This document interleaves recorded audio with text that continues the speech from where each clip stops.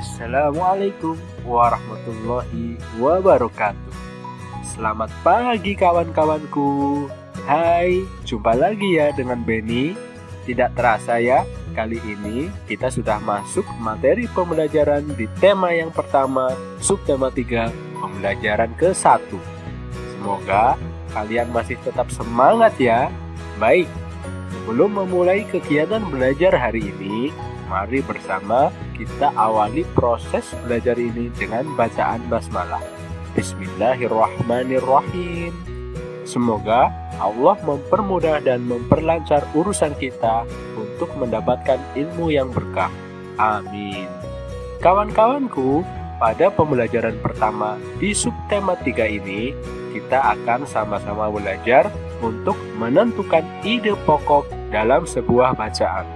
Nah, sekarang amati ilustrasi gambar yang ada pada layar. Buatlah sebuah cerita berdasarkan gambar-gambar tersebut. Namun, sebelumnya kamu harus menentukan ide pokok tiap-tiap paragrafnya. Jadi sekarang kalian coba bayangkan dan amati gambar tersebut, kemudian tentukan ide pokoknya. Nah, dari ilustrasi gambar tersebut, ide pokok yang kita dapatkan yaitu proses pembuatan gerabah.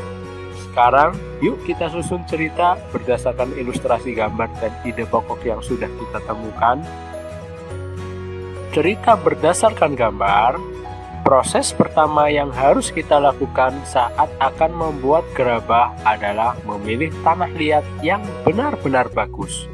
Tanah liat yang sudah dipilih, kemudian disiram air dan didiamkan selama 1 hari 1 malam agar tanah tersebut benar-benar lunak untuk mempermudah proses pengolahan. Tanah yang sudah kita olah, kita bentuk bulat seperti bola, kemudian dimasukkan ke dalam mesin penggilingan tanah. Setelah tanah berputar di atas mesin, bentuklah tanah menjadi bentuk yang kita inginkan. Hasil gerabah lalu disimpan di tempat teduh agar kering dan tidak pecah. Setelah kering, gerabah tersebut benar-benar siap untuk dipakan. Bagaimana dengan ceritamu kawan-kawan? Apakah sama? Nah, yang selanjutnya adalah bagaimana cara yang mudah dan benar untuk menemukan ide pokok dalam sebuah paragraf. Cara termudah untuk menemukan ide pokok adalah dengan menemukan bagian atau kalimat yang paling penting dari paragraf tersebut. Biasanya di awal atau di akhir paragraf. Kalimat paling penting dalam suatu paragraf itu disebut kalimat utama. Ide pokok terdapat dalam kalimat utama itu. Jika ada paragraf yang panjang, jangan pusing ya, karena kalimat yang banyak itu adalah kalimat penjelas. Berlatihlah menemukan kalimat utama yang paling penting dari setiap paragraf. Sampai di sini dulu ya. Semoga kalian memahami materi yang sudah kita pelajari bersama.